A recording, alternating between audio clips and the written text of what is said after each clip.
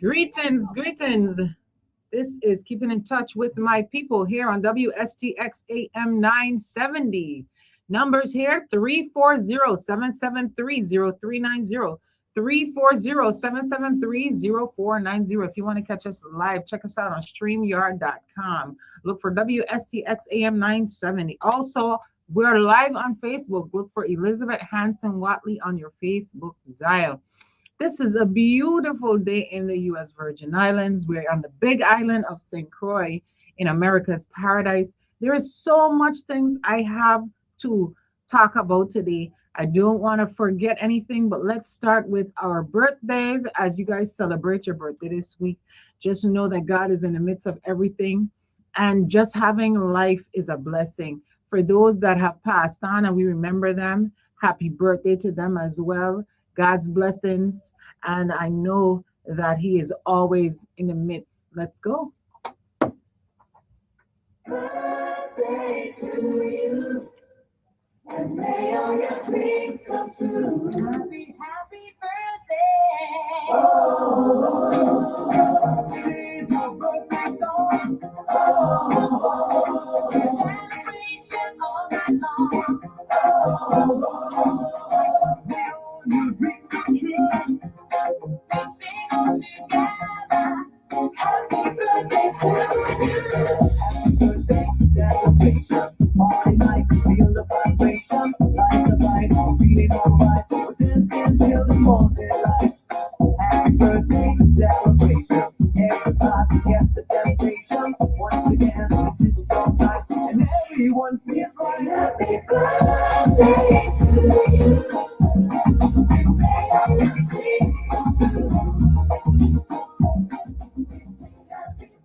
Happy birthday to all of you once again. God's blessing here from Keeping in Touch with My People and WSTX AM 970. Of course, numbers again 340-773-0390, 340-773-0490.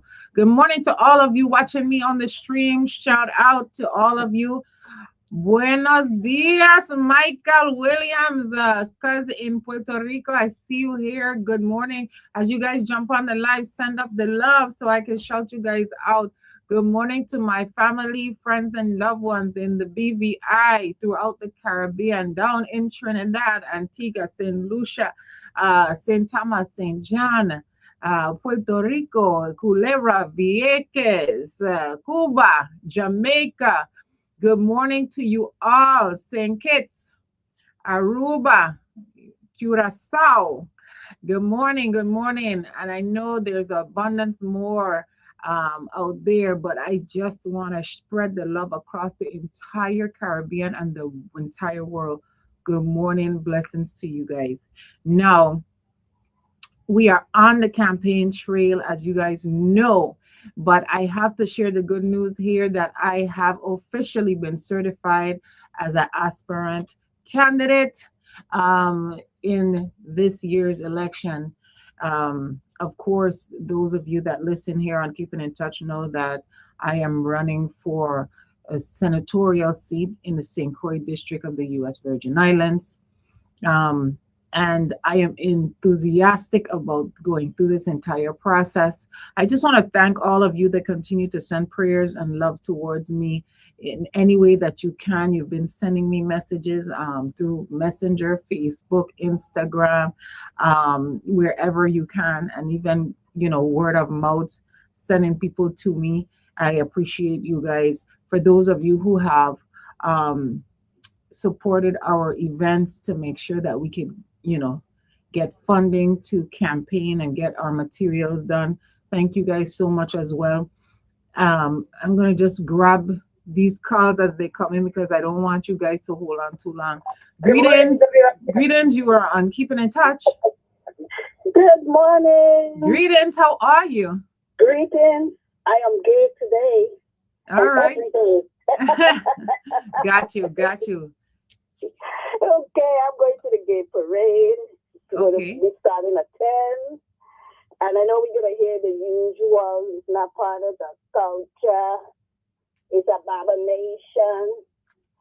but I want to say this. I believe that all human beings deserve the same human rights, Mm-hmm. the pursuit of happiness, as long as you are following the laws of the United States and the laws of the Virgin Islands of the United States. I don't see what's the problem.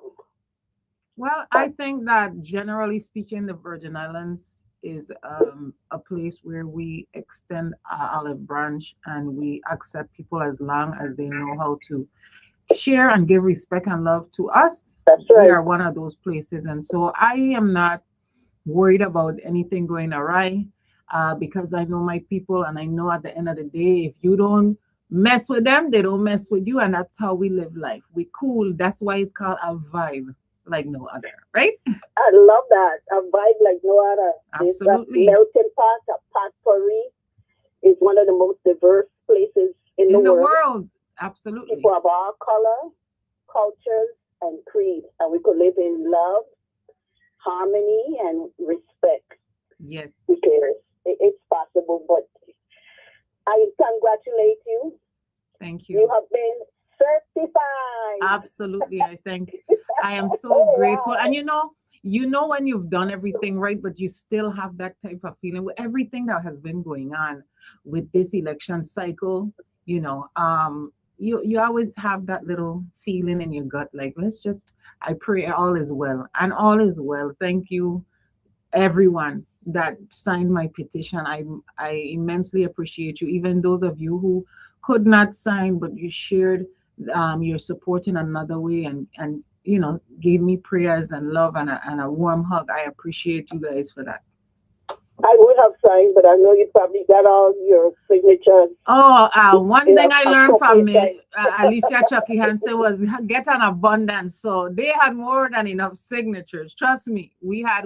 But I would have appreciated it. But I know the way the love stands, and so there's other ways.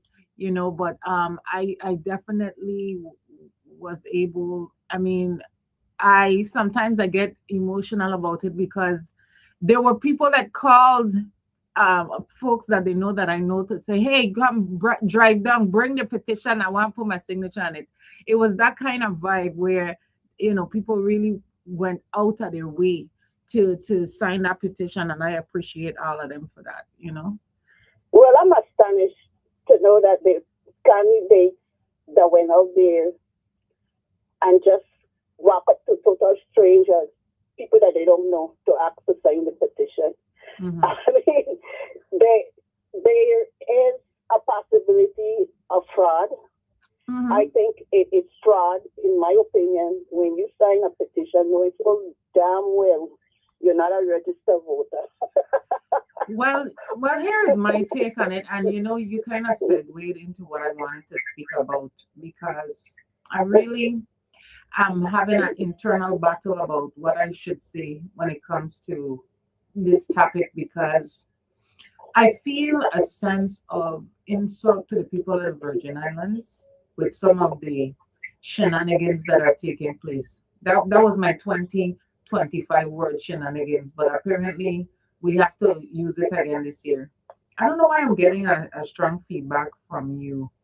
I know I'm getting I'm hearing this feedback too. I don't know what it is. I Yeah, don't have my radio on. okay. Oh, But it's stopped now. I don't know. We've yeah, been having power issues, so it might be that. But yeah, yeah. Well, so I know it's been too long because I know you were probably expecting a lot of calls today. yeah, But but I wanted to I, say I you brought up the fraud and so forth, and while legally it may not be defined as fraud, it does say in the paperwork that you have to explain the intent. The voter should know the intent before signing the petition. So I am trying to understand. First of all, I know we live in a society where your word holds a lot of weight that your ethics, your conduct, your moral standing holds a lot of weight, and your character. I could never imagine giving somebody a document under false pretense in any way. Um, and I don't know what happened in this situation. I just know of what people have been recounting as their personal experience. I did not experience that. But if that is to be found to be true, I mean, I am very disappointed. Um, it is one thing to, you know, make a mistake. It's another thing to knowingly mislead someone.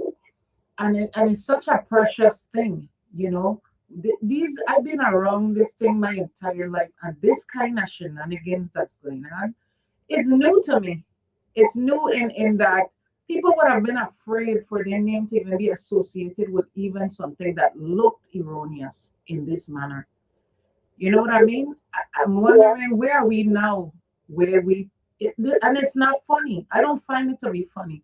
Some of these things could be entertaining at times because you just are so surprised by it. But when you think about the fact that we have individuals out here that may not have the ability to read and are leaning on trusting you that what you say is what it is. I mean, this is crazy. But that's Well, my two I've cents. never seen this level of controversies and conundrums and confusion. I mean, you have one allegedly one candidate who has put a bogus address and her nomination paper, and the some members of the board of elections had the audacity to want to say she doesn't need to document. My understanding is it's an empty lot, a vacant lot, and this person is not an inhabitant, not a resident of the U.S. Virgin Islands. Educator, let me say something quick, because this is in this particular case, this person has gone through some court cases as well, and it's public knowledge. So here's my take on this in a general sense. It is coming to me in a way where I am now starting to see it unfold, where we have a number of individuals that are targeting the U.S. Virgin Islands to take advantage of Virgin Islanders. And that's why I said, and I've said it a number of times on this show, we have to be cautious about the things that we say about our election system. Nothing will ever be perfect once man involved in it. But this thing about people feeling they could pull the wool over our eyes so easy that they would openly come here and try to undermine the system. It's insulting to the intelligence of the people of the Virgin Islands. And we But they really, did it once. They did it in 2024 but we really before. have to put our foot down now because it's getting to a point where, I mean, it's, I don't get angry a lot, but this is starting to anger me because what are you telling us? You think that we don't understand what you're doing? Apparently, some members of the Board of Elections does don't understand because they're wanting to usurp the supervisor of elections authority by saying, no, this person doesn't need to document the or verify the residence place, the physical address place on the nomination papers. I think they should be charged with derelict of duty because you are supporting violation of election laws and perpetrating a fraud. And Well, what message is that sending to the people of the Virgin Islands? You're on a board, you took an oath to uphold the laws. Some of them don't claim they don't understand. Act 8690, I guess they'll never understand. It amended the supervisor of election officers. I think that a lot of our people are might be I don't know what serving part of that they can't emotionally. understand. I think that there are some people that are serving from an emotional place. The laws are clearly written, and those that are not clear can be clarified by going to court. But this thing about we're gonna just do what we want because we don't agree with it, it's nonsensical and it's dangerous. I Yeah, mean, it sends a very dangerous message. And I think that's why we open in Pandora's box, because, I don't believe that the election laws of the Virgin Islands are so, you know, confusing, you know. And it's been sitting there for all of these years. You're coming up with new things. I mean, we have just more confusion. yeah, but you know what? It's because we have lowered our standard of operations. We cannot, we can't continue this way. There is no way you're gonna come and tell me this is okay. You require to have A, B, and C. You know that you're missing C, but you don't care. You're gonna turn in your papers anyway, and then you're gonna fight to have additional time to comply with C. Okay, because they know they could go to the board of confusion. And this and here is the problem. Because you're compromised in a way where you're accepting of nonsensical things because you think it will harm somebody else you don't like. And this is why I keep saying that you have to be in a position where no matter who it is, the rules are the rules. Because if you're letting one John Doe, what happens to all the rest that you disqualified? What happens to all the rest that held on to their petition because they could not come up with what was required to turn it in? Nobody, I mean, we have to really start to look at the entire picture. Not only that, if you cannot, yeah, well, if you, let me just finish this one sentence, I'll let you wrap up. If you can't follow the basic rules, right? And I'm not saying that everybody will be perfect in the process because for some of us, this was the first time we've done it. But then you give yourself room, you give yourself leeway to figure out, okay, I'm not fully in understanding of how this goes. Let me walk through it with the Board of Elections. We have some brilliant people working at the Board of Elections office that are more than willing to assist you, right? That's why you don't get one day. You get enough time that you have questions, concerns. You could bring in your paper, let them review it. Okay, Miss Watley, you're missing this. You have 5 more days. You could rectify whatever. I mean, come on. But go ahead. Go ahead, educator. Yeah, I want to wrap up because I saw a post on Facebook and I was very disturbed. The person posted they're sorry that they feel sympathy and empathy for those who are suffering loss of power and St. Thomas and St. John, the recent outages. Right.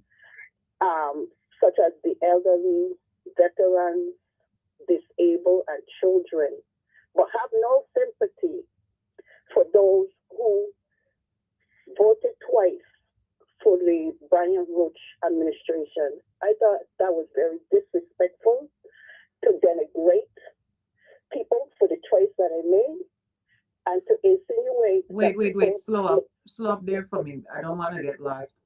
So you're saying that what correlation you have between people not having sympathy for those who supported the Brian Roach administration alongside the WAPA outages? Maybe I missed it. Run that back again for me. Well, the person that posted it was saying, essentially blaming the loss of power of the power for this administration. Okay. And that's the people who voted twice for the Brian Roach team. Okay, I understand now. Do not deserve any sympathy because they made that choice. I responded, and everybody has a right to choose whomever they wish to represent them. Right. They also insinuated it's the wrong choice, and they're using the criteria of social,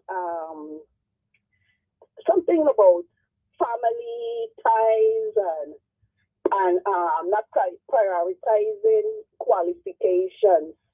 And I responded, well, perhaps they did prioritize qualifications because look at the choices we had. People don't go to the poll and say, I'm going to pick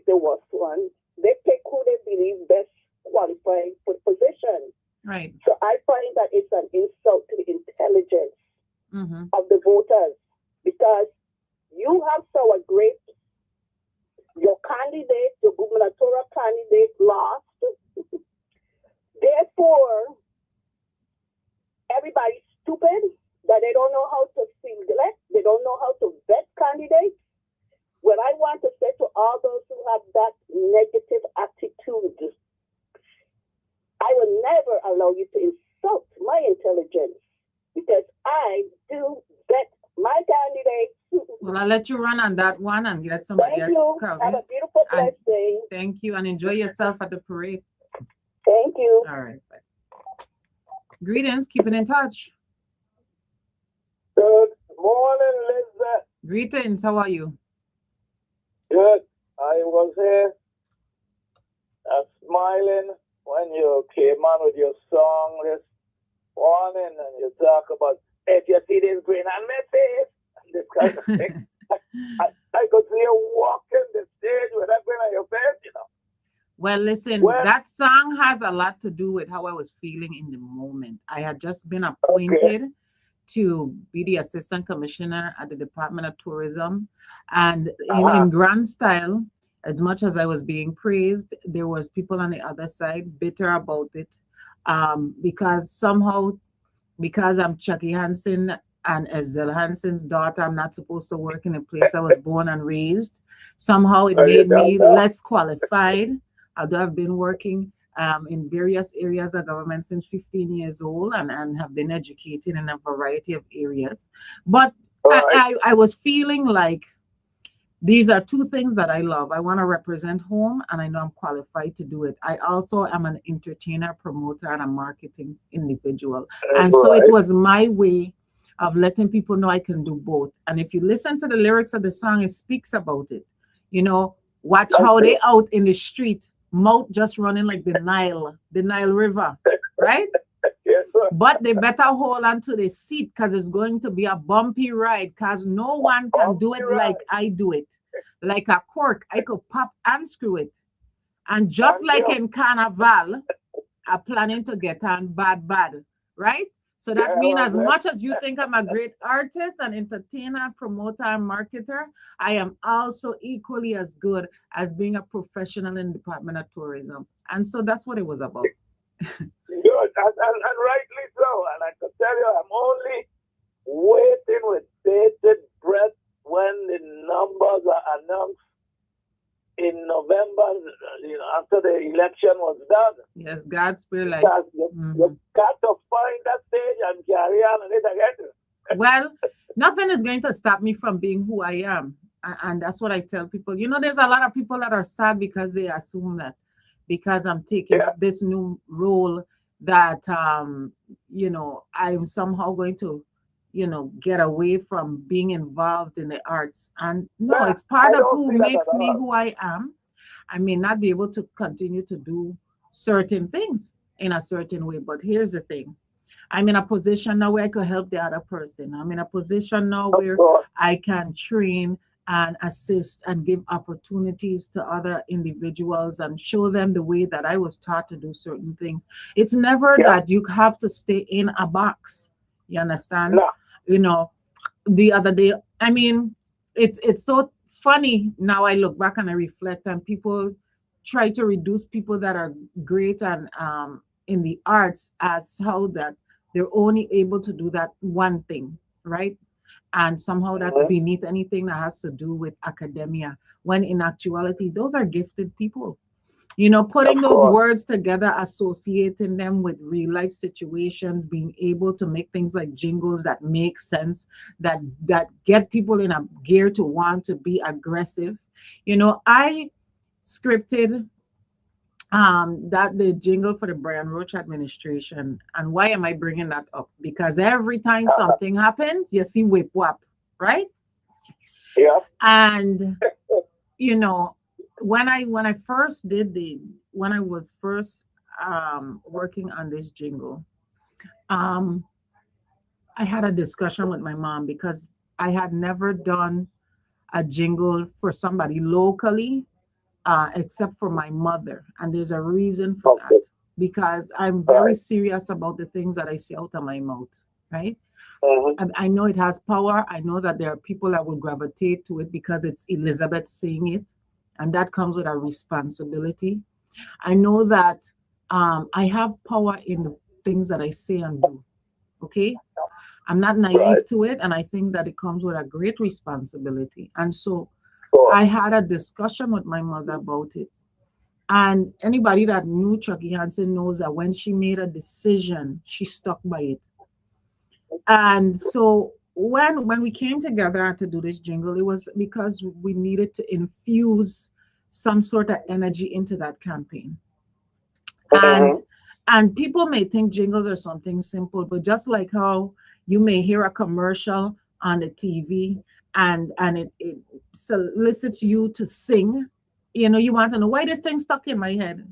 There's science behind of it. And so I don't just write jingles. I know it's going to influence people. And so we got to be very careful about the things that we do. But nonetheless, when things happen, what do people always remember? Whip whap, right? When the governor celebrated, it was whip whap. When they feel him doing the right thing, is whip whap, right? Right. So it's not something minor. People often say Albert Bryan didn't win the island of St. Croix. He won one poll in St. Croix, and it was a poll that myself and Chucky Hansen worked. People forget that. He won one poll in the entire island of St. Croix, and it was the one that we captained. And there's a way and a science behind campaigning, right? Oh yeah. And so jingles and people, lyricists are very powerful people, and don't just put them on the side and think that, oh, they just do music, because you don't understand the science behind of it. Because jingles have been able to sway elections. I don't know if I remember when DeYoung was campaigning, there was the Wootoop, right? Yep. Okay.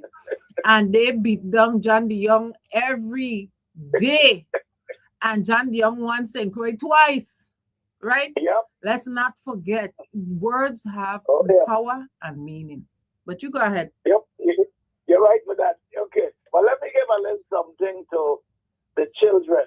Well, at this particular point in time, is a group of young teenagers in Florida that has formed a group called Tech Ease, like technology ease of technology. Okay. And they are helping elders, maybe I should say like myself, who don't really understand the digitality so much, and the technology and the AI and all of that. Right. And I'll tell you, it's amazing. I thought that the elders would but they're interested in it. Right. They're very much interested in taking the learning well. Yeah, and that speaks good for the children. Another thing quickly, then I'll go. I was listening to the earlier show, and what I gleaned from it, I gleaned two things.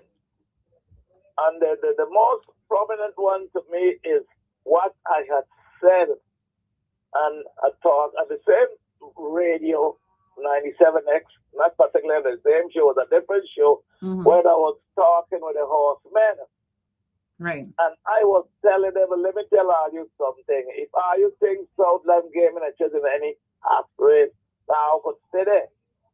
They're interested in Racino and making money.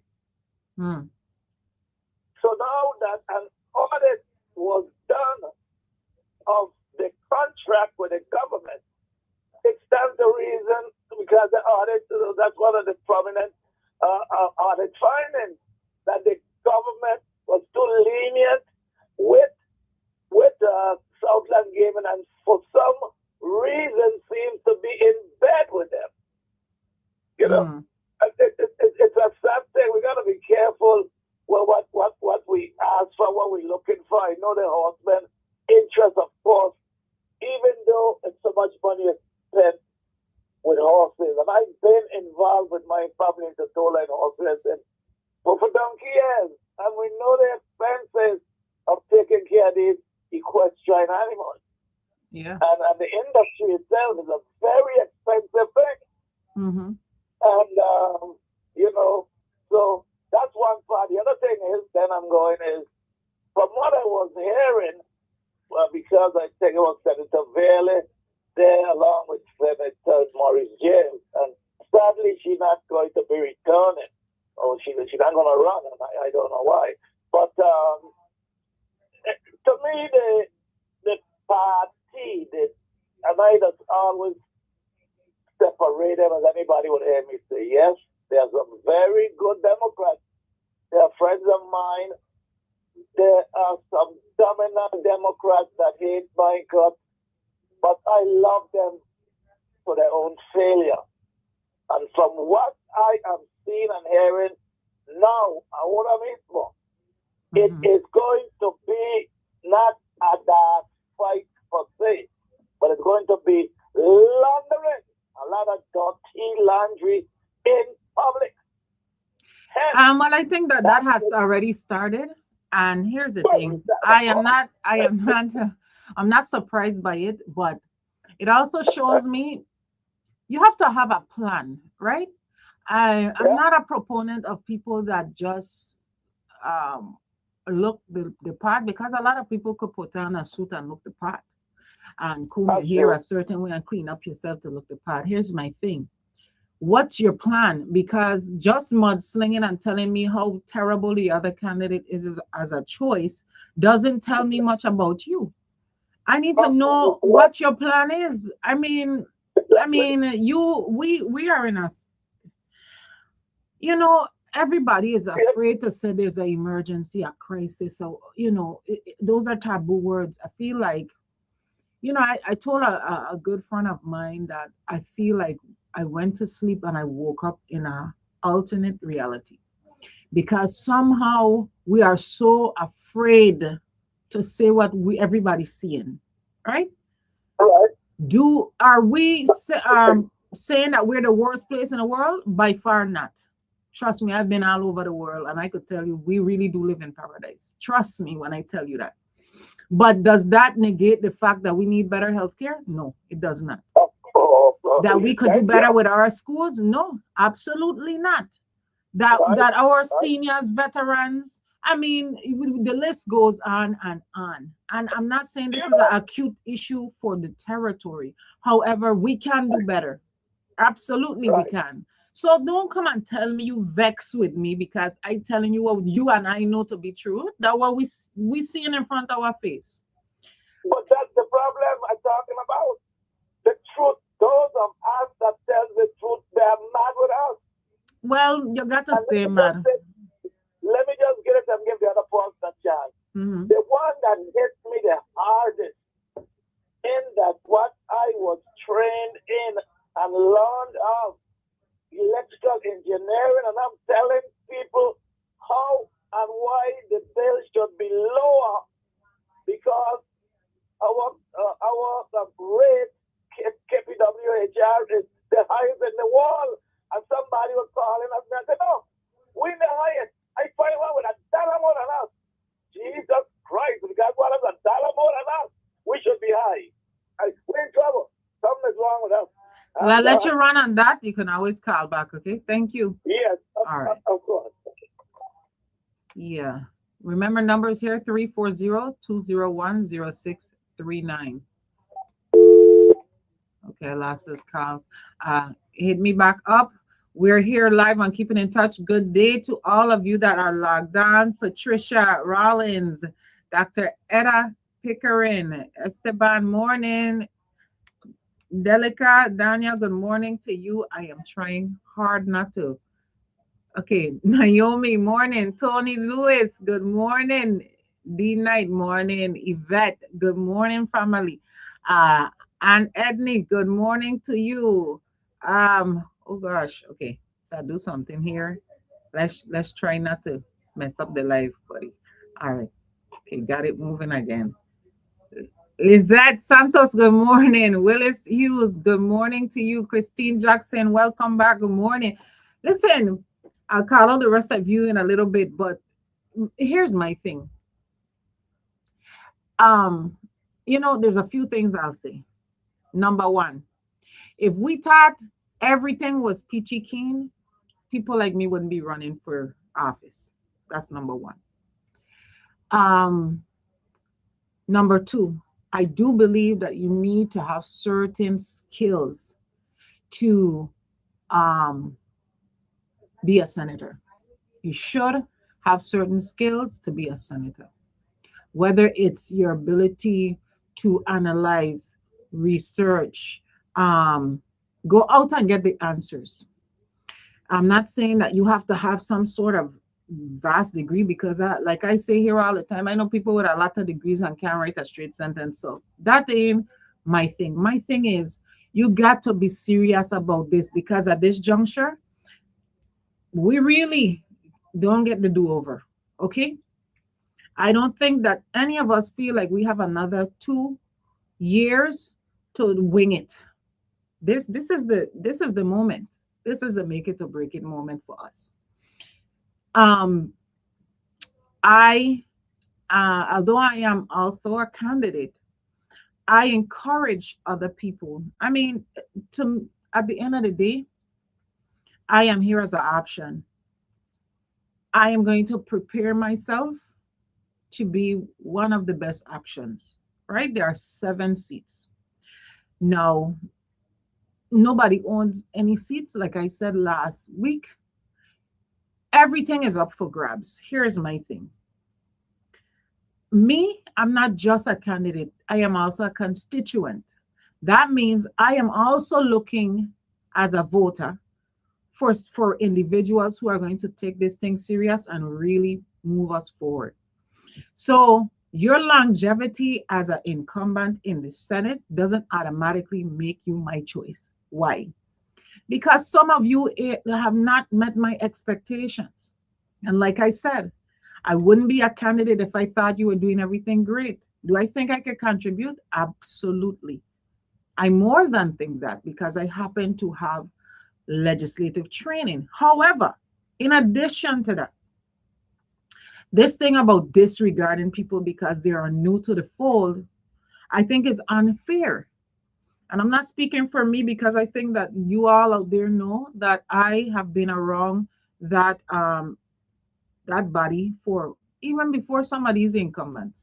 I mean, I walked the halls of the legislature at 2 years old. I've met some of the best legislators to walk through the history of the Virgin Islands. When you talk about not just Alicia Chucky Hansen, not just the persons like Lorraine Berry and I'm calling out the ladies Judy Gomez and I could go on and on. Um, you know, Tony White. I mean, we have had some heavy hitters, and that's the standard I'm looking for. I'm looking for people that ain't gonna just sit down and move along to get along. I need to see people that are willing to read the fine print, right? Not be emotional in a way that it clouds your judgment. Be willing to take blows for your decision and not leave the floor conveniently when the vote is taking place. So abstain until you hear everybody else vote, then go and vote. I need you to read the documents. I need for you to analyze on behalf of the people of the Virgin Islands. This thing about I gonna vote this way because this person tell me this is a good idea, and I don't understand. If you don't understand, take your time, right? But this thing about waiting to see who he vote for or who he tell me to vote for to come on the floor and do. I mean, no. I need for you to be strong enough to stand on your own if you have to, once it's the right thing. Once it's the right thing for the people at the Virgin Islands, and you're gonna get blows, and yes, it's scary. These big companies gonna come for you. They're gonna come for your family. My family went through 8 years in court. You can imagine that as a young individual from uh, junior high school to high school, your family battling for their life in court because what? Because your mother went after these big corporations for people that couldn't do it on their own. She went toe to toe with these people and got attorneys, you know, and put herself out there. knowing there would be repercussions for it, knowing they're going to come for her, and not just her, all of us. I remember that when I was a child, and we went through a storm, and we had to, get groceries to give out to people. A lot of people forget. They forget that we went through a terrible storm and no help had come in a timely fashion. People were hungry, but just seeing a piece of ice was like Jesus coming back to earth. To get a cold drink of water was a rarity. And we went and got this food. And as young as I was, my mother sat us down. Okay, you're going to put these cans in here. They're going to get vegetables. They're going to get these fruits. They're going to get a bag of rice. They're going to get this canned meat. And this is the amount that goes in the bag. You're going to tie this up. We're going to rest it on the truck. And anybody that had hands to help, we sat down and we tie up these bags for hours. And we went to all the neighborhoods and we gave out food, Pampers, sanitary napkins, things people don't think about. You got babies, you need formula and these kind of things. That's what I know. You don't wait until it becomes a punchline for the election to decide you're going to help people. When they need help and you have the ability to help, you just help people. And you don't have to film everything you do, announce everything you do. Half of them people we help, I don't remember them. I mean, I might glance your face, but it's so much people. And if you're not doing it for, a thank you, you're just doing it out the goodness of your heart. Boy, we take blows. They say we eat all the food. We eat all the food. My family eat up all the food. I mean, sometimes I could sit back now and laugh about it. But as a child going to school and people teasing you about things like that, or adults throwing water after you because, when your parents are popular and people know them, from a newspaper article or what people say, they bring it and they come to your children and they bounce off these things off of your children, But do I regret ever helping my mother to go out and help people? Absolutely not. Was I tired all the time? Yes, absolutely. A lot of sleepless nights, but it was worth it. It was worth it. People come up to me now and say thank you. And I'm like, I don't remember that, but they remember. So but as a constituent, I'm looking for not only your qualifications on paper, I'm looking at where your heart is, what your character is. And yes, it makes a difference because you could have all the qualifications under the sun. You could have served in the legislature for as long as you have and not done anything great for the people of the Virgin Islands. And if you have, round of applause to you. If you haven't, shame, shame, shame.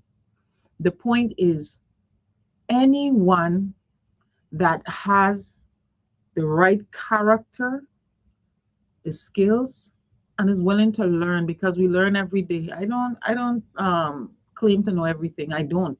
Nobody knows everything.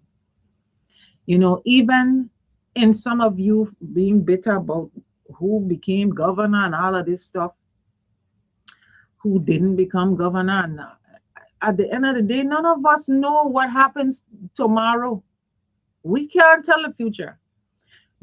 Am I in agreement with everything this administration does? No. Do they know that I'm not in agreement? Yeah, absolutely. Do I think that they've done great things? Yes, there are great things that they've done. Do I think they could do more? Absolutely. Everybody could do more. Do I think that the legislature should have done more without a question. Why? Because you have oversight.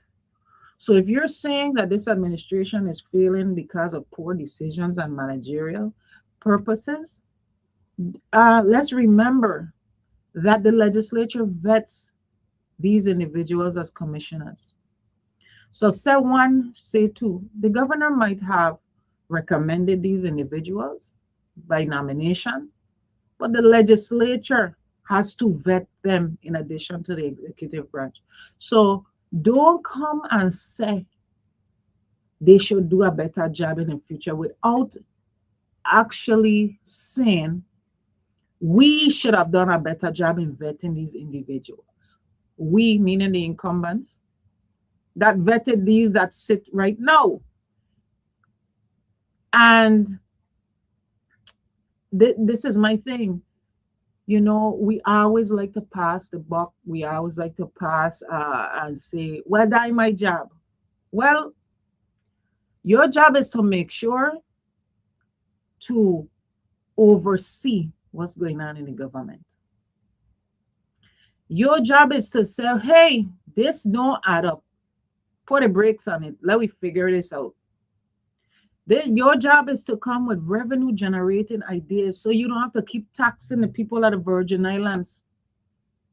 Oh, we think you should add on this because, I mean, especially if they ain't getting no more money. The cost of living is increasing at an alarming rate. We can't afford any more taxes. We have to get smarter about the things that we're going to implement so that we bring a sense of relief. Now, this horse racing situation in St. Croix is a plaguing one. It hasn't just started. And the players know the history of it. I am not going to make any comments, any in-depth comment about it because I haven't fully gone through the entire, proposal. And I like to read, analyze, research, compare, and assess before I make a decision about anything. And what I do caution people to do is before you are quick to judgment based on what people say, get something tangible and check into it. There's a lot of things being said on both sides about this particular proposal, but at the end of the day, the only real way to assess it is to read it, right? And I'm gonna leave that as that. But once I'm done going through the document, absolutely you're going to hear my opinion on it here on Keeping in Touch. I want to fast forward to something else because while I'm speaking about wanting candidates to say solutions or the direction in which they are going, I want to share a few things that are on my mind.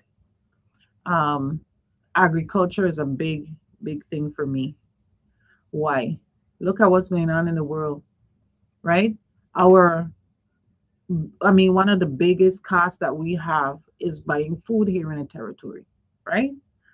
And while we say we can't control prices and so forth here in the territory, what we can control is our generation of food sources.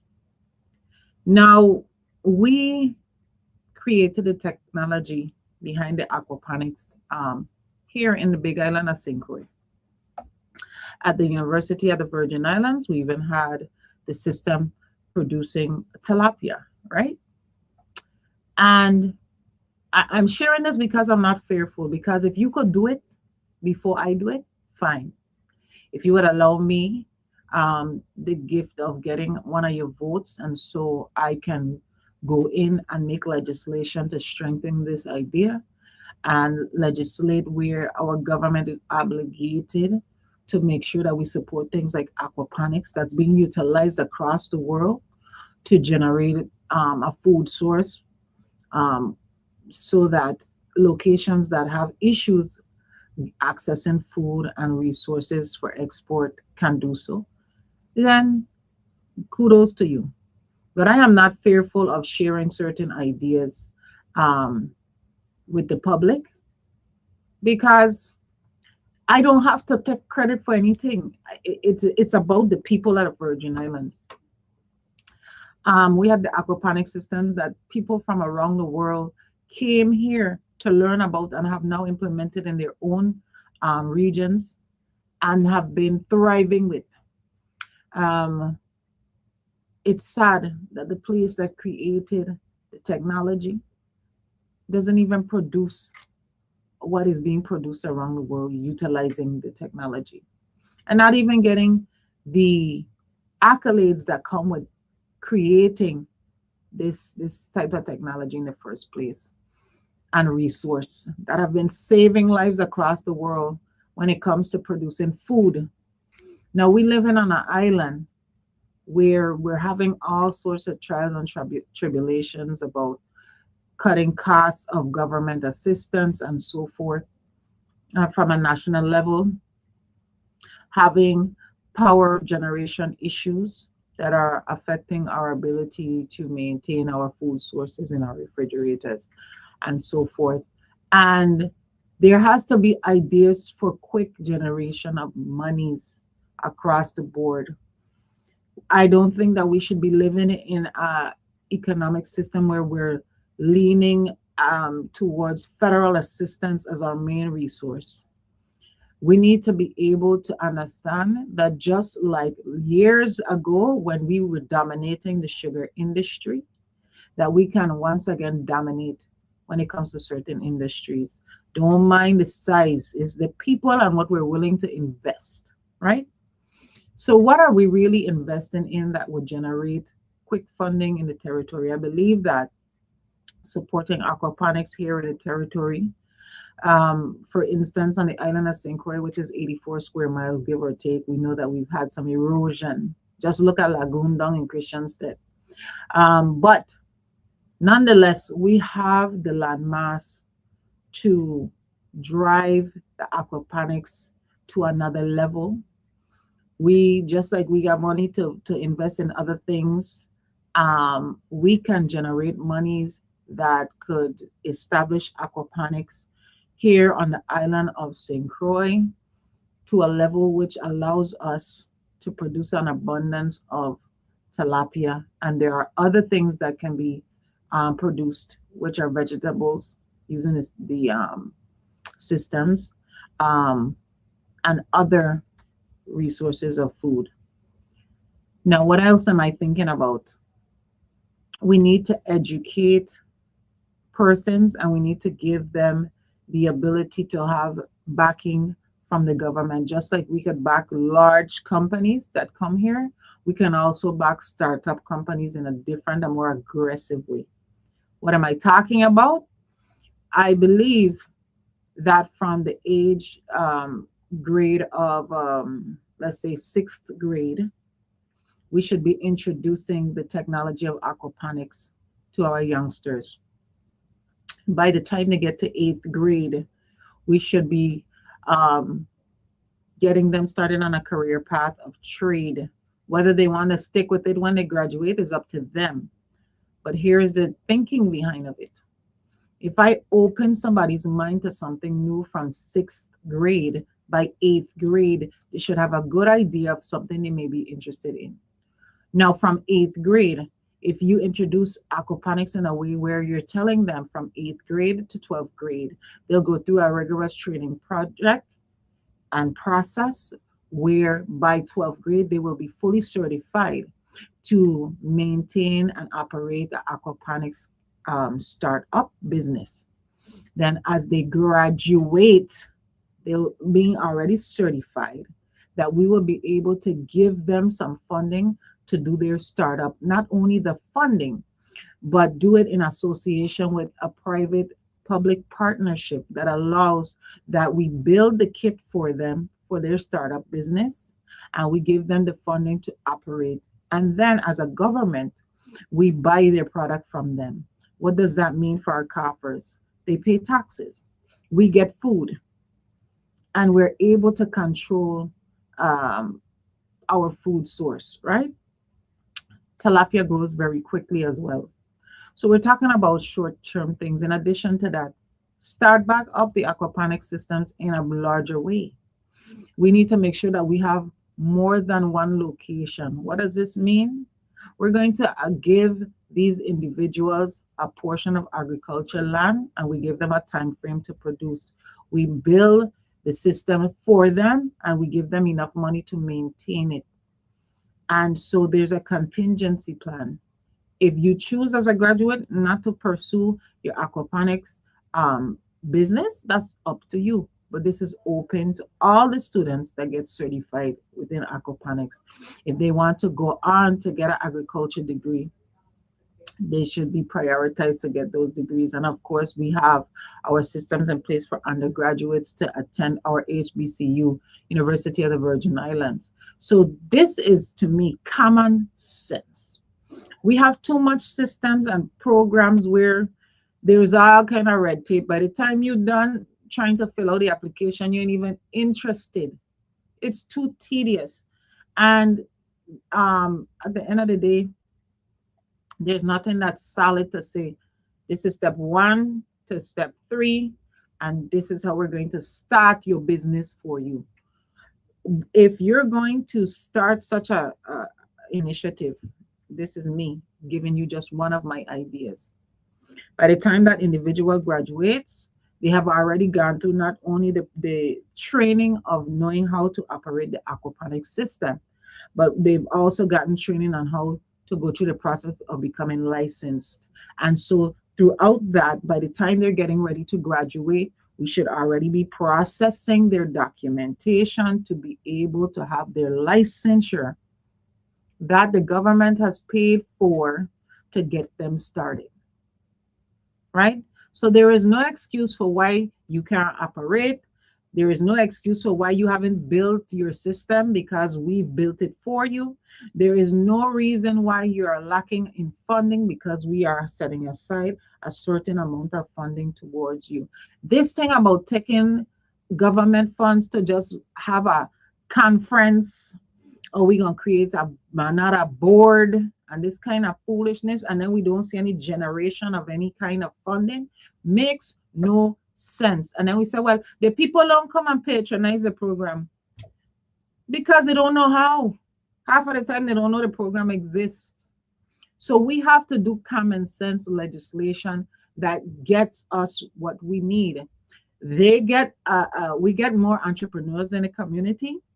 They are able to feed their families, literally, in addition to generating money for us as they pay their taxes. So we get return on investment. And I think that's what's lacking in our territory right now. We invest droves of money. Return of investment isn't something that we really see on a large scale. And so we're going in a direction where we always are reliant on assistance.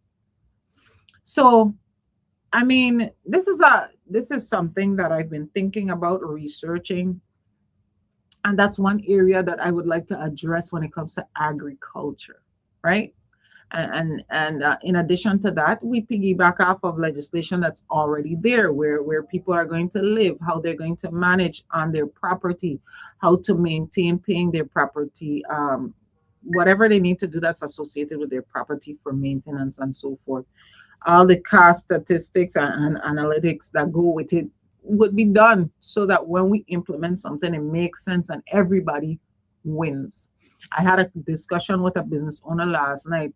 We have a lot of individuals that are small business owners, to include myself. So I understand the trials and tribulations of trying to make sure that you stay up with your bills, right? And meanwhile, those that are above you are getting tax breaks and incentives. Small business owners need help too. Too many of our businesses are closing because they can't even pay their utility bills. We have to put things in place that are just as good to make sure that we maintain our local small businesses. These ideas, and again, I'm going to put this out to the public, publish it out to the public, as well as make it accessible to those of you who prefer the technology and going online. But you have to have solutions to the problem. And I think that there are easy solutions. There are some that are going to take longer, but I like quick solutions for issues. We're talking about hospital and healthcare. Now, many of us that travel know about Cleveland Clinic, and some have the luxury of being able to afford leaving whenever they have an issue to go off island, right? But let's talk about those of us that can't leave, right? And let's not mince words about it. There, if you have to be stable to leave the territory, okay? So just keep that in mind. Even if you have $1 million for a rainy day fund to jump on a plane and leave, if you're not stable, you ain't going a place, right? So here's my thing. Wang Louis is having their situation. I don't know the intricate details as far, and I'm just using them as a example because we do have, um, Schneider Regional Hospital, and they have their set of issues. I'm speaking specific to St. Croix as an example. Um, I have been to a number of universities that partner with um, governments to establish hospitals. Now, this isn't a foreign idea. People have understood that public private partnership allows for expedience in areas of emergency. We also understand let the people that know what they're doing do what they do, right? I can't go into a surgeon and say, oh, cut Susie this way because I think it'll be cuter when she heals. No, no, no. The surgeon is going to know the best way to proceed with surgery, right? I can only say, hey, I would like that when she's done going through her surgery, that you know, you make the incision look as small as possible. Please do this and that. But they ain't up to me. They could care less. We just want to save Susie life. That's it. You know, so I absolutely believe in letting those who are experts in the area collaborate with those of us who know what we would like for our territory. Now, let's not think about Wang Louis. This is what I would be thinking about. Because there's nothing that restricts us from having more than one hospital. And truth be told, the area of Frederickstead is in need of something that's stronger. We need entirety on the island of healthcare resources needs to be ramped up. I think we can all agree with that. We have the University of the Virgin Islands that has a center where people are doing trainings, but they can't actually service the community in a way that is clinical, right? Now, me personally would not have made that decision. I would have went with getting a full clinic operating on the university's campus on St. Croix, like they do in a lot of different areas on the mainland. However, that's not what we have. What would I suggest is that I wouldn't suggest that we go towards trying to affect anything with JFL based on what's going on there until I do some research about that. I have my own personal opinions about JFL, but this is what I would do.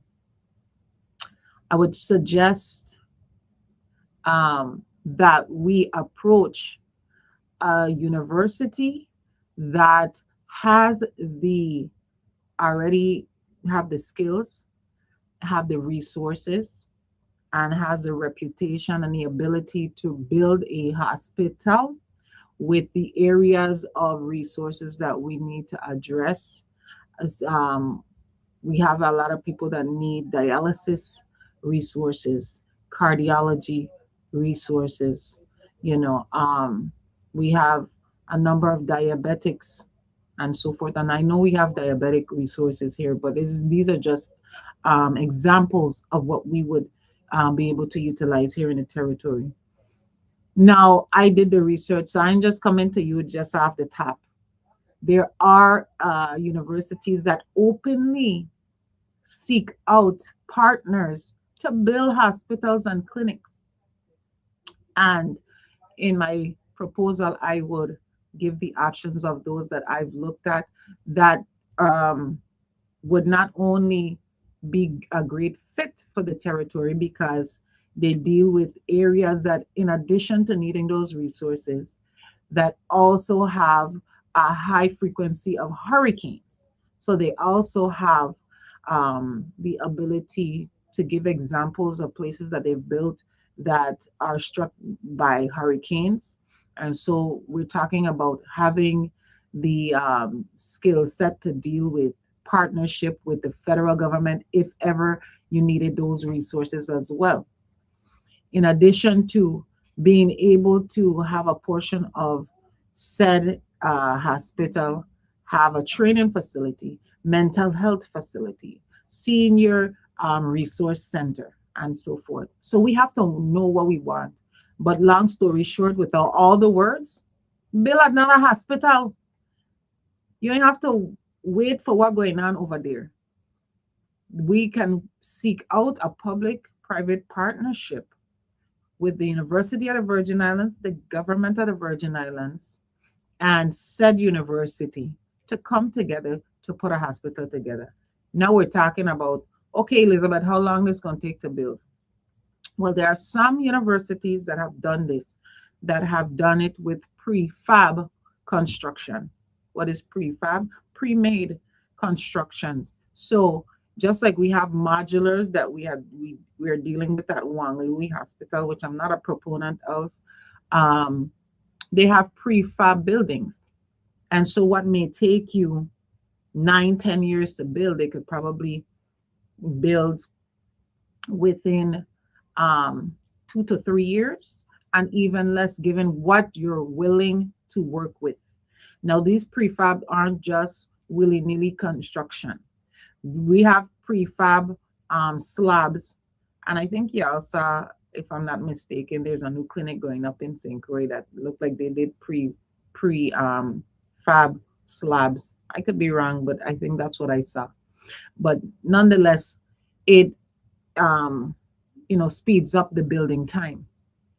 I mean, there is no way that you haven't been to the States. You've been to the States and you've seen these prefab buildings going up, and they've now created technologies that make them stronger than what we know it to be. Because in the Virgin Islands, we have strict building codes.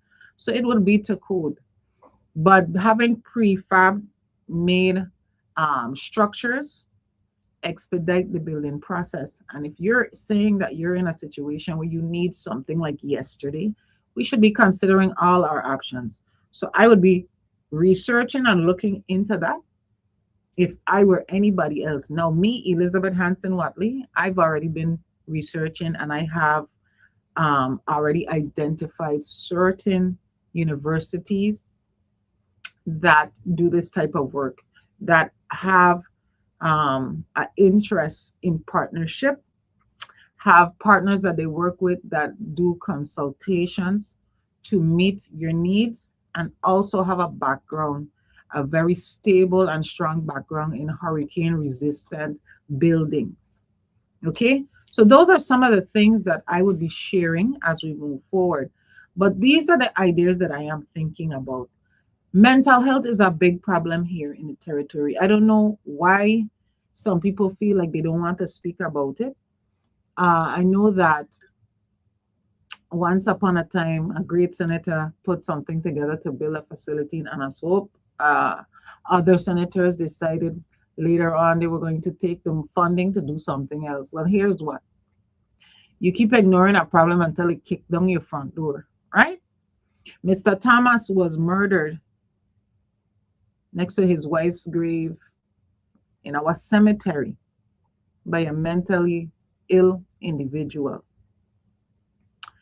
And we thought right? That would have sparked so much outrage that finally we would get some sort of relief, right? Because I mean, what a tragic thing to happen that could have been prevented, right? Possibly could have been prevented if we had the right facilities. Now, I used to work at the Department of Health and have family members that worked in the mental health um, clinic and all of this, uh, well, yes, area of Charles Howard. And one of the things that I observed is a regular John Doe could function in our community given the right resources, whatever medication they need, counseling, and so forth. They're able to live full, productive lives. And it's sad to me now to see that we have so much people that just need help, just need resources, medication, someone to give them counseling. And they're walking the street, and this is young to older individuals. These are veterans. These are people that have gone through the domestic violence. These are people that may just have a imbalance, and it could be any one of us. And we need to stop trying to hide these situations because this is real. We see a lot of people are ending up in Golden Grove. Why? Mental health issues. That's not the right place for them to be, and it's dangerous. We saw a video circulating from the island of St. Thomas where we had these officers that seemed to be assaulting a individual, and some people are saying this woman had mental illness now. I got a phone call from another individual that I know very well who has been dealing with her child that has mental issues, and the guy ended up having more trauma to his body than when he came in to Wang Louis Hospital because the police roughed him up. And she explained to me she was trying to let them know that you don't shout after these individuals. They become scared, they don't know what's going on, and they become irate. This guy, his arm is fractured, his head is bust up and stuff. I mean, these are people, our cousins, our loved ones, our friends, our classmates. We often see people and we say, "Oh, I remember her when she was a educator. She used to teach in this and that place, and now she just walk in the street." But why? We really need to talk about the tough things and address the problems. We need a mental health facility here. I mean, I traveled with my mom to go and see where we send individuals that have issues, whether it's some sort of disability or mental health issue, to the States. And some of those people cried when they saw us because they hadn't seen anybody from home since they left. They just forgotten. Sometimes we see people in our community and we wonder, if this person passed away. We ain't seen them in so long. They're in a facility, locked away, and nobody look back. Nobody don't visit. They don't get a call, and they just wither away. It's wrong. We have so much of our young people sent away to go to prisons in the mainland. That's another issue I have. Because when you look at how much money we're losing doing things like that, the fact that these people may have committed a crime, that doesn't make them less human. That doesn't mean that they don't have family members that want to have some kind of communication or connection with them. I mean, there's so many things that I think that we can do to alleviate issues here. I honestly think that Virgin Islanders living with this PTSD because Our community isn't large, and so when something happens, everybody knows about it, everybody feels it. You know, I was talking to a friend in another island about violence, about crime, and they were in awe about how we respond to if somebody um, goes through something violent. The other day we reading about somebody get robbed, and by gunpoint, and we like, what? This was going on here, and the person is laughing at me and my response to it, because where they're from, this is like the norm. Like, we worrying about somebody getting robbed and they going through murders every day.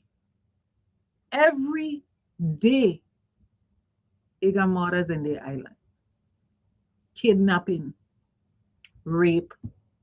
That's not the norm for us here. And do I think that it makes us naive? No. I think that it makes us blessed, because we should be outraged when something happens, because that's not who we are. And we should never get comfortable or used to violence here, because that's not who we are. And these are the things that happen all over the world. But that's not who we are. That's not what we are about. And so, yes, I'm going to be outraged every time I hear somebody get raped, every time I hear some sort of violence take place. And that's why it's big news, because it should not even happen. But human beings are human beings. And we also have an influx of individuals coming into our territory that we know nothing about. And they're going to come with their behaviors, their norms, and everything like that. So we have to get ready for that too and be aware.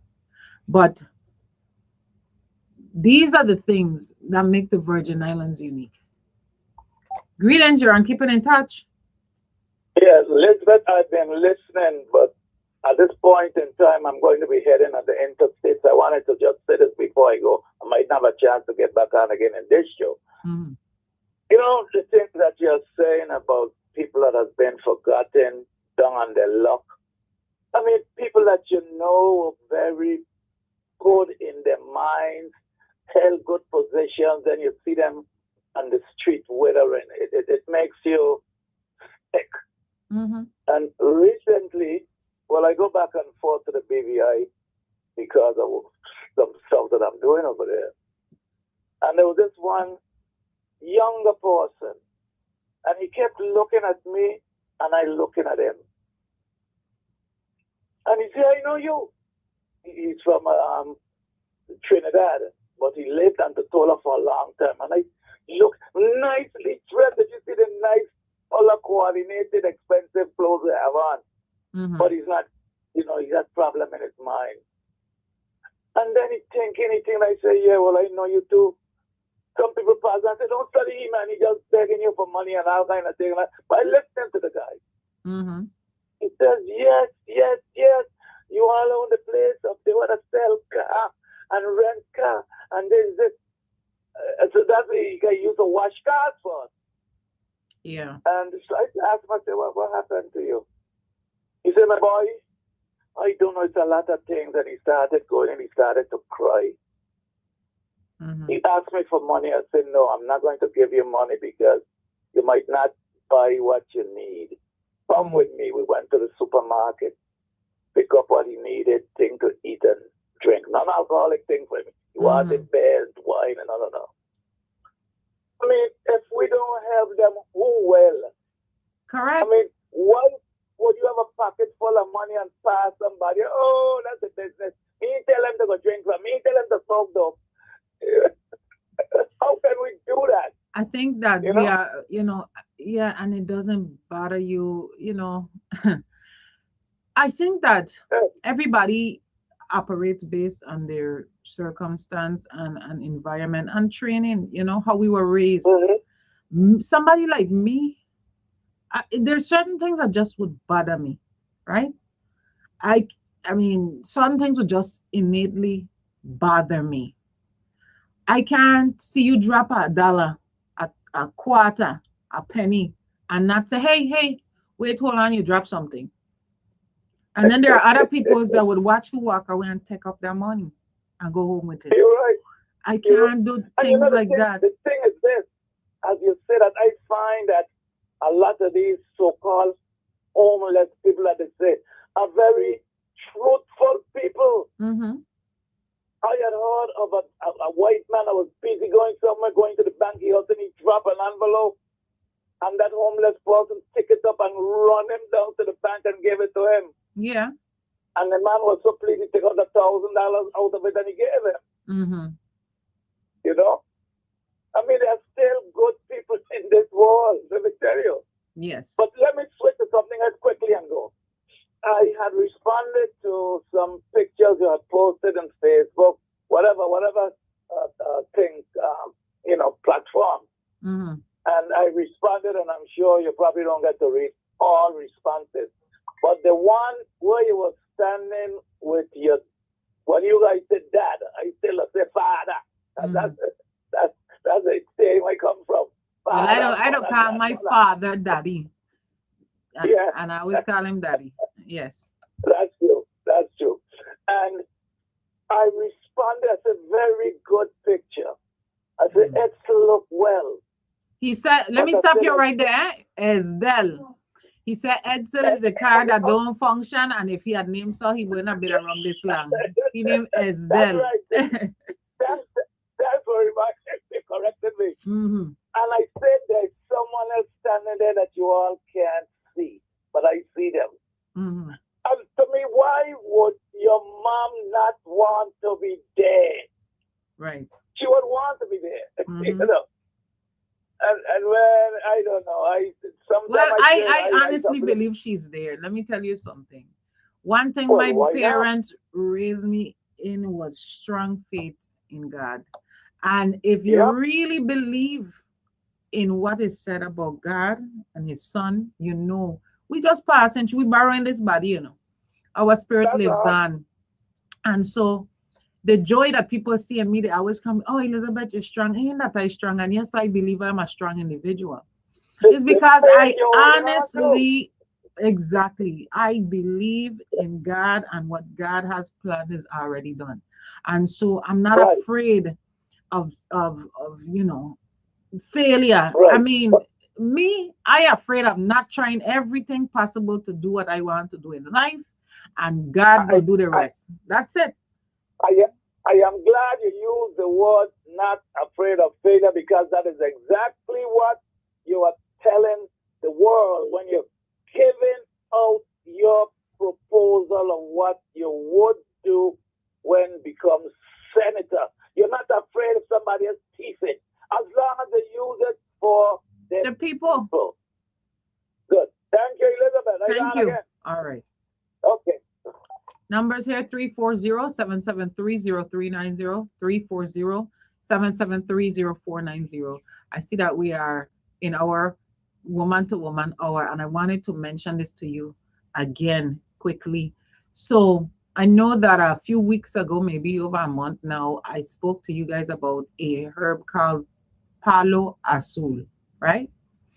And Palo Azul has been something utilized for hundreds of years in Latin America, Mexico, or we say Mexico.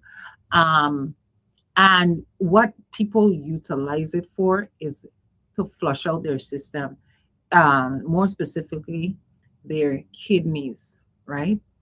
And I spoke about it here. It's something that I haven't seen sold here.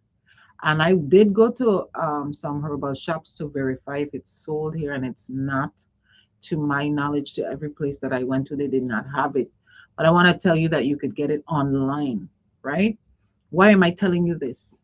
There are people that are dealing with issues with their kidneys, and they're being told that they can't address it. And full disclosure, I am not a medical doctor, but I do read and I research, and I am encouraging you guys to look into Palo Azul, right? You can get it online. I've seen it in tea form, so you don't have to worry about trying to figure out how to brew it or how long to brew it in a pot. If you prefer something easy and on the go, they do come in tea bags as well. And you could, make your tea and drink that down. But let me tell you, I am concerned about people's health care, and that's why I come and I share these things with you, because I know that we're living in a situation just in its entirety around the world where we're having issues with health care resources, and we are heavily medicated. And there are other areas in which we can find more affordable ways to try to assist us in becoming healthier. And so I'm sharing this with you because a lot of you approach me. You ask me about weight loss. You ask me about skin care. You ask me about many, many things. And whatever I learn, I'm going to share with you. Palo Azul, Paloazul.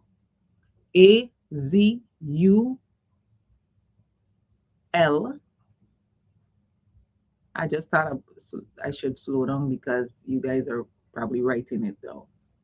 Palo, that's one word. ASUL, right? You can find it online. If you don't know how to work your online anything, boy, just bump up on one of these young people, because my children help me out sometimes too. I'm an 80s baby. After a certain time, I said, me ain't able with this AI and this and this that. Plus, I like to use my brain. So the chat GPT and the this and the that, analyzing things for you, it might be a good resource. I like to read. I like to go to pull a book and do my research. But that's me, right? But it is a herb I think everybody should have, just like clove that you guys cook with all the time. Very good for you. Drinking your lemongrass, your soursop, your papaya bush. Just remember to read about these things, because not big. I know, Caribbean people is from the time we hear something good for you, we want to drink 10 times what you're supposed to get. No, no, no. It could be dangerous if you overuse anything, right? Even the Bible tells you about that. Anything in abundance, except for love. Eh? um, you have to be careful about the way you introduce something to your body. Remember, all of our bodies are uniquely different. What may work for me in one way may work different for you. We are different weights. We have different genetic makeup. All of that. We have different blood types. Keep these things in mind. But don't ever let someone tell you that there are no resources. There is no help, that you ain't gonna make it, that this ain't gonna work. Only God knows what your end story is. And not just the end of your bodily story. There's something afterwards. But don't give up on yourself because somebody tell you about you. Only God know and you know. Eh?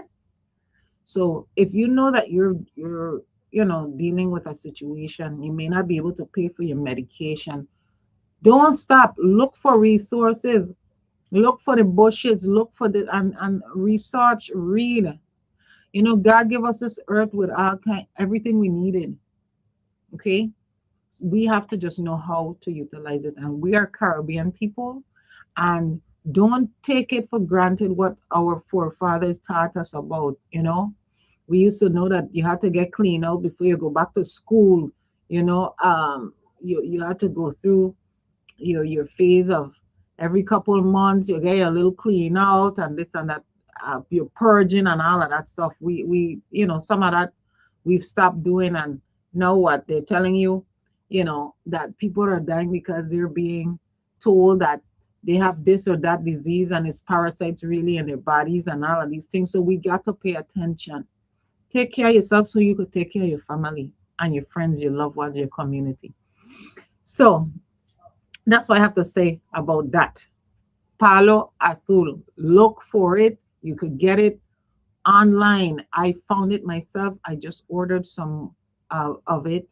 It sells out. So I let you know. Don't sleep on it. It's not something super expensive. It's very affordable. Do your research about it. But those of you who are having issues with your kidneys and so forth, You could go online and read other people's testimonies, their research, their what they how they prepare it. You could go on YouTube and see how they prepare it. If the reading thing is too much and you think you're not gonna understand how it goes, they actually show you how to prepare it. If you don't get it in a tea bag, you could get the bark and boil it and all of that stuff. And it really does turn like a tint of blue when it's prepared. So check into that. Don't say Elizabeth in tell you. Okay. All right.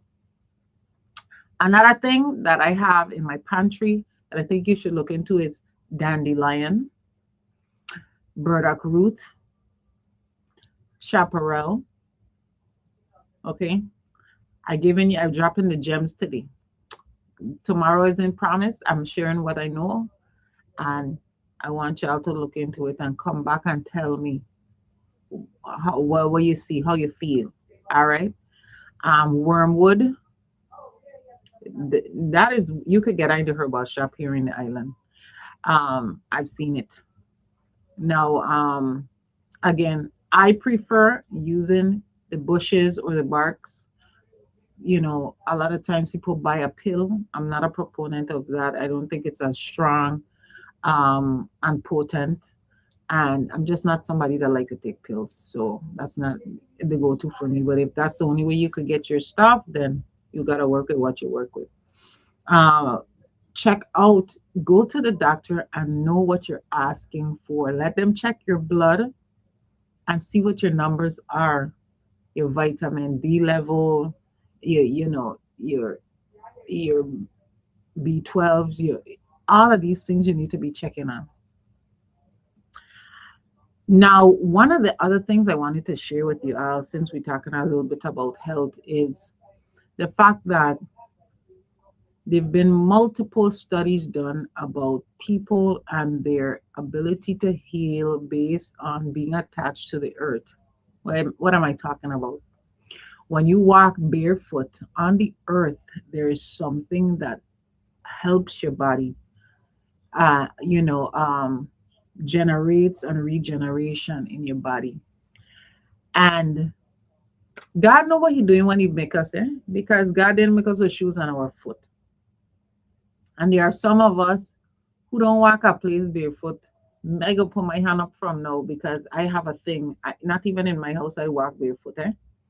But if you carry me to the beach all day, every day, I going up in the sun.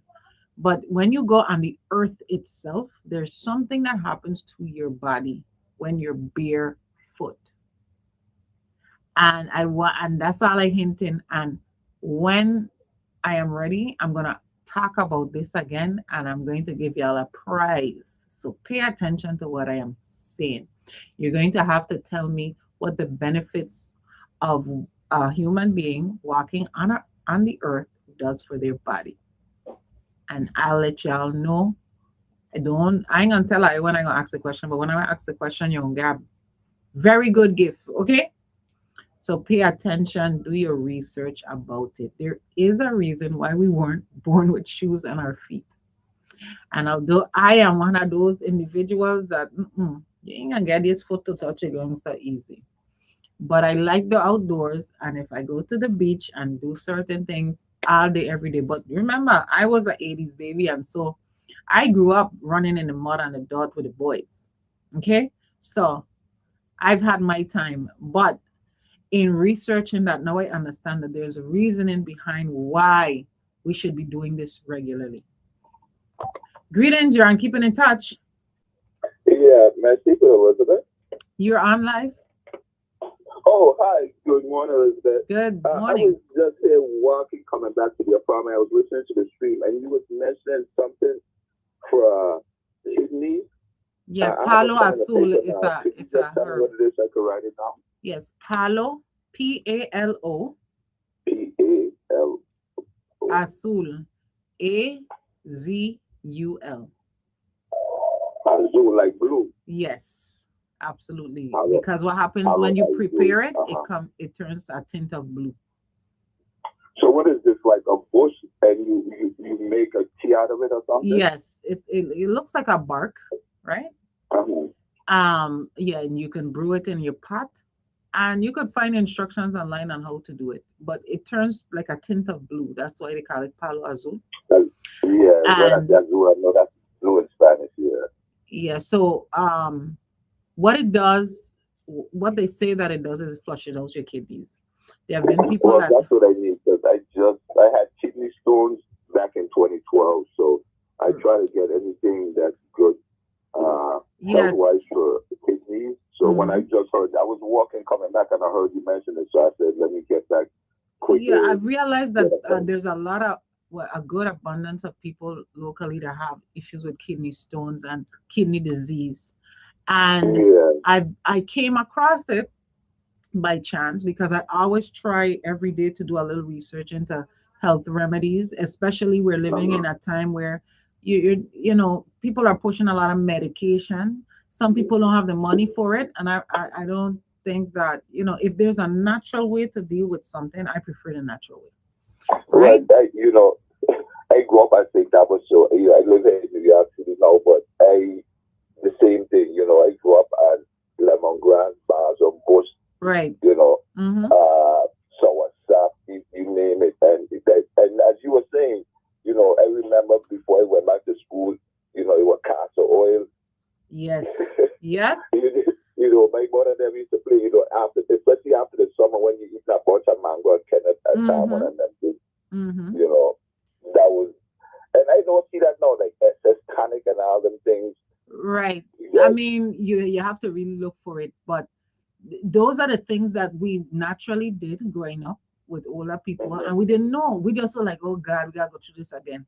But there is a reason for it, and people say, "Oh well, they're getting sick now because the food different." Yes, the food is different, but in addition to that, the things that we used to do, we don't do anymore. We don't flush out anymore. yeah, We're talking about this new phenomenon, quote unquote, where now the world is taking heed about parasites, right? and yeah, and this is something that's kind of foreign to the a lot of US individuals, but we know in the Europe area, Asia, and so forth, they always look at parasites as something that could trigger disease. There's even research talking about people that have been diagnosed with cancers, and those tumors, and the tumors actually been generated by parasites. And what yeah, happens you're is when you correct. cut into it, it spreads, right? And so Yeah, these are the things that we're now reading about. But again, we're Caribbean people, and so things that we've been doing naturally. As a child, you may not have known the benefits, but they absolutely knew the benefits. Our families, our ancestors knew why we were eating mango and stuff. Mango has more vitamin C in it than orange. oh, yeah, A lot of people don't know that. When we think vitamin C, because that's what we were trained as under the United States, yeah, that you go for orange. But we got mango knocking dog, and let me tell you, if you were in St. Gray right now, the abundance listen, of mango, I'm telling you, we could be doing juice, Elizabeth, everything. they, not to cut you out, right, but my cousin just sent me some pictures. She lives down Corey Terrace, down west Hmm. in St. Thomas by the airport. Yeah. And when you look at all them mango on the ground, so I call a lot of talk shows, and one of the things I think we're missing out on as far as agriculture when we're speaking about mango. Hmm. We have a built-in, uh, almost like a mango farm. You could go just about any house in the Virgin Islands, and they have at least one, several mango trees Right. that they just everybody, you can't eat every mango on the tree.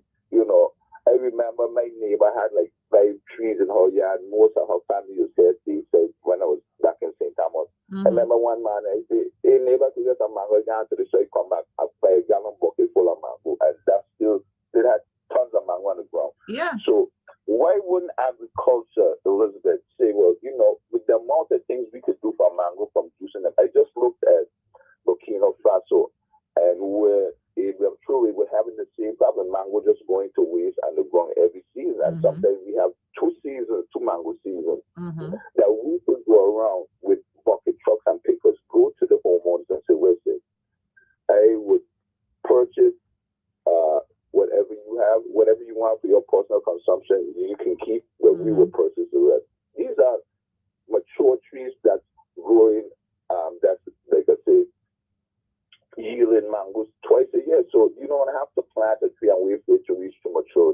Right. So we have a industry that we are not taking advantage of. And like you say over there in St. Croix, they get mango knocking dogs. So, Mm-hmm. it's like And an I always thought RTL. about why we don't have a netting system underneath the mangoes so that the mangoes don't drop on the ground. We can gather the mangoes in a safe way. And then, from the net, we gather them up and do what you just said. We could have a production of some sort of product from the Exactly. mangoes. Even if That's it's when one the crop tourists we come and we sell always. them mango juice or whatever. There's so many things I think is on top when it comes to agriculture you know I mean, And I second to what you say. I wasn't even thinking about that. Some places they do that. They have nettings under the tree, so when the full and ripe mango, them right, they just fall on the ground. I hmm mean, fall in the in net, the in and the you net, just collect them that way, so they don't fall on the ground and get damaged. right? But even the ones that get damaged, now you could go and give them to farmers who have livestock because they hmm do that for damaged mangoes. They could do that. So, Absolutely. uh, you We know, got theirs. I I don't saw understand some where. deers in Christianstead 2 days ago. Oh my God, the abundance of deers that I saw next to the bypass there by a Where is house. that? And I did, man, the deers eat them more mango than the people. Oh boy, it was such a beautiful thing, what I'm saying? We really do live in paradise and we don't, we're so busy that we don't stop and just take it in. But I think agriculture is something we need to take advantage of, Elizabeth, even if it's like a little cottage industry. When I just went to the food bazaar across the street from me and I see them selling aloe leaves, I see them selling papaya. I Mm-hmm. mean, why we have these things just growing well? You go in any bush, you see papaya, aloes. These are things that we can get into, and we're not taking advantage. I mean, every year we have the same agriculture fair and they just do the same things over and over. But in light of what's happening globally, geopolitically, why are we trying to do something? Because, And you that's why know, I spoke about the aquaponics. I mean, why aren't we using the technology that we created that is literally saving lives around the world? They drink tilapia all over. If you go on YouTube, you see them doing it in China. All over the world. And we that created the technology to grow and farm these animals, we don't do it here. And I'm like, what? Well, and this is in an environment where people are now saying you may not have food. You're on an island. We can just drive over to the next state, right? And then on top of that, exactly. we have hurricanes. We have disasters that take place where we may not be able to get anything. Just the other day, we had a shipment problem. These are real life things that are telling Yes, us, get yourself ready, right? We got to Elizabeth, take it I'm glad you serious. said that because I don't know if you recall, not to cut you off, but Hmm. I think it was maybe about 2 years ago, we almost here in America where the longshoremen was looking to strike. And people who don't know, the longshoremen are the people that work at the docks that offload the freight and load up the freighters. Right. So because one of the things is because of robotics and AI and all these things, they think Hmm. about job security and everything else. But that we had the pandemic in the early part of the 2020s. I mean, we have what's going on now with from Venezuela to the Strait Hormuz. When are we gonna say, we need to be able to be self-sufficient? Like you said, we live in a hurricane corridor. This is June. This is the beginning of hurricane season. The other thing is, why is it that just like I could go in and a golden cross and get a Jamaican patty, and I be telling people here, our Jamaican patty is either chicken or beef. I never see shrimp, can, wings. True. You see what I'm saying? Yeah. Why aren't we trying to be a little bit more productive and have our cuisine where and one of the things I listened to is Mr. Mario Moorhead, where he's pushing for Armstrong ice cream on St. Croix. This is a family business that's been around for Hmm. over a century, Hmm. not a decade, not 20 years, but a century. Why can't they get some sort of packaging and I could go up there and I could get some lemongrass, I could get some whatever type of ice cream Well, Armstrong the has, thing is, there is no reason why we can't. And if we're talking about exports and having restrictions on exporting goods and all of that, That's something that we could collectively address. But to sit back and say, well, we just can't do it, I don't see that as being an option, especially in a world where we're becoming more reliant on our own resources. Because, truth be told, the world is shifting. Everybody is now saying, you know what? We're going to hold you hostage. You can't get this anymore. You ain't getting that. And we're seeing it in real time. We should be Yeah. saying, you know what? The thing getting crazy. We don't have the luxury of waiting anymore. We need to get together collectively. Whatever the red tape is, let's get rid of it. If we need to go and advocate on the mainland, hey, listen, these things are happening. We are a United States entity here, and we are able to get work together with you all. And I know that the governor has had um, some strides in that area where he decided that he wanted to make sure that we're able to do some kind of um, exportation. Whether it's some companies coming here so that it becomes a U.S. product and then send it to the mainland, right? Makes sense. Mhm. But we can generate homegrown things here. I don't know why we are wasting this time. But again, great ideas have to be backed up and pushed forward, and we have to demand what we would like, the standard of life that we want here in the territory. And it's not a new thing for us. We've had watch factory, pharmaceuticals, we had oil refinery, we have all these abundance of things here, so you can't tell me we can't do it. Yeah, you're right. So, yeah, from Martin Marietta to Pep Yeah. to Hovenza. Yeah, so like you say, the watch companies. And these are things I think that I might be wrong, but the Senate, who's supposed to be the purse string of the government, these are things that they should be looking into to bring revenues into the territory. Well, you hit the nail on the head right there, right? Yes, sir. Your senators have to push these initiatives. And that's honestly, that's one of the reasons I decided I wanted to run for the Senate, because I have been talking enough. I have been suggesting ideas enough. And I've Oh, gotten to you're a gonna be point. running for the 37th, the St. Croix district. Absolutely. I made the Well, decision. I wish you all the best, and hopefully you'll be duly elected come November. Well, I thank you so much for that. But one of the things that pushed me towards that is I'm tired of talking and deaf ears. Sometimes you have to put up or shut up. That's how I feel Yeah. about it at this point. Enough is enough. We have to come with revenue generating ideas. The people are suffering. When we can't live in paradise and not feel like we're in paradise because we're struggling. I remember I grew up Yeah. in the days when St. Croix was St. Croix and it was flourishing. So you can't tell me it's not a possible thing.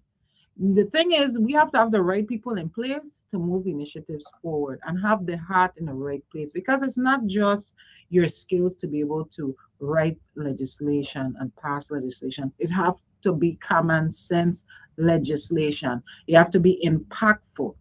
We can't go years and years and the people suffering more than when you came. No, that's not acceptable. I want to ask you a question. Um, it seems like a lot of problems we have versus like obtaining grants is people who have the ability to write grants. Hmm. Do you think that we should have a department or a branch of maybe OMB or finance that's just dedicated to grant writing? I think every agency should have grant writers. Having one entity full of grant writers, I think that may just create another step that we could get rid of.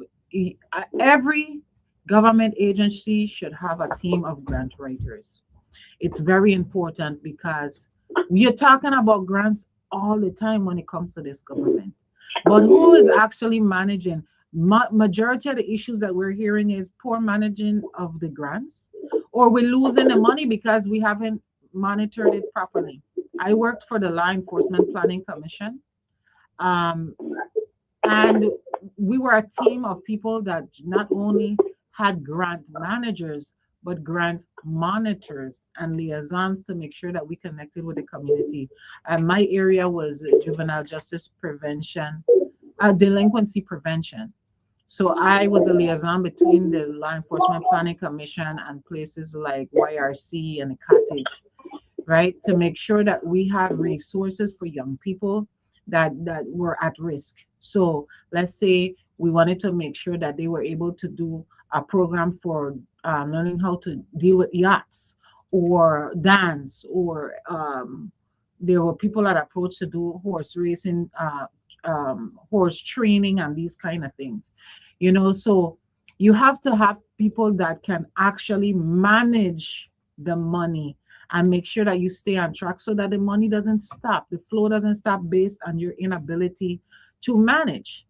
What's the point of gaining the contract, or I mean the grant, if you're not able to keep the money? You know what I mean? So that's, to me, is common sense. But it seems common sense isn't so common anymore. And I'll have to let you go. We are almost at the top of the hour. But thank you so much for sharing what you had here today. And remember to call us again next week.